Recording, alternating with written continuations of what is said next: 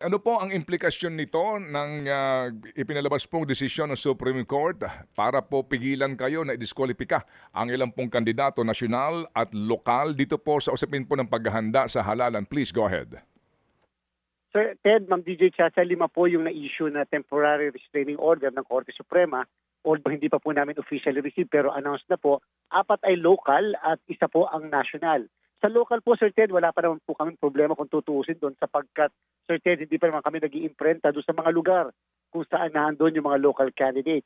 Dito po sa national, medyo ito po yung nagkaroon tayo ng problema sapagkat nakapag-imprenta na po tayo ng mahigit 6 na milyon na mga balota at kung saan kahapon po nagdesisyon kagad tayo para ika ngay maampat kaagad ang dugo ay pinatigil po natin ang printing dahil kung magko-comply po tayo sa TRO, kinakailangan po isama yung pangalan ng kandidato po na nakakuha ng restraining order. So, Sir Ted, Ma'am DJ, kasi mababaliwala po yung lahat ng mga na-print na natin ng mga balota. Babaguhin po namin, Sir Ted, Ma'am DJ, kasi yung pong election management sistema po kasi yan eh. Babaguhin ang database, magkakaroon ng bagong serialization, and therefore, may mga proseso pa po kaming i-undergo kasama yung trusted build bago po namin muling pasimulan yung pag-iimprenta ng balota.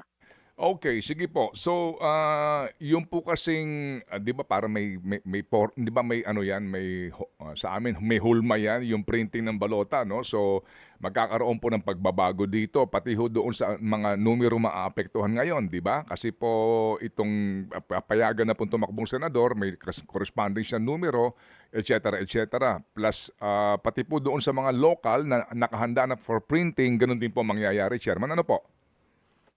Tama po kayo, Sir Ted. Babaguhin po natin yung mga bilang, yung mga numero dyan po sa ballot phases po natin. In fact po, Sir Ted, pagka po national, lahat ng ballot phases ng buong Pilipinas, kasama rin po yung mga ballot phases sa abroad, ay kinakailangan natin baguhin upang maitama yung pangalan ng national candidate po na yan. Opo. And then kasi nga po kahit po ito ay ano po lamang restraining order, hindi pa din ito final sa usapin talaga ng disqualification. So meaning maaaring tumakbo but at the end of the day baka din po magkaroon dito ng resolution eventually nga with finality kung disqualified pa talaga ang kandidato o hindi. Tama? No.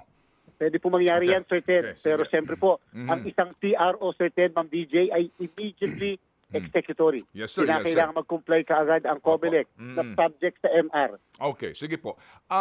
Chairman, hindi ho siguro ako makapagtatanong ngayon agad-agad kung magkano ang nasayang na pera dito? Sir Ted, i-estimate na po natin 22 pesos ang isang balota, mahigit pong 6 na milyon yung pong mga balota na imprenta natin. Pagkatapos, siyempre, Sir Ted, yung pong mga ginamit ng mga ink, mga papel, at napakadami po naming tao ang involved sa verification ng mga balota po. Individually po kasi bine-verify ang mga balota, tama ba yung size, tama ba yung kulay, tama ba yung mismo mga pangalan na nakalagay diyan. Ipa po yung pagpapasok ng bawat isang balota sa lahat po ng mga makina na naandun po sa NTO. So more or less, yan po yung ating pong involved dito po sa mahigit 6 na milyon ng mga balota. Opo, doon pa lang po sa balota, that's 132 million kung 22 pesos times 6 million. Ano po, doon pa lang po yan sa mga balota, hindi pa kasama yung labor, etc. Chairman, kailan po kayo nagdesisyon sa diskwalifikasyon nito pong particular po itong sa pagkasenador? Kailan po ito inihain sa kataas-taasang hukuman para lang ho natin malaman po, with all due respect sa ating mga maestrado, kung gaano nga dapat kaimportante mas mabilis sana ang desisyon?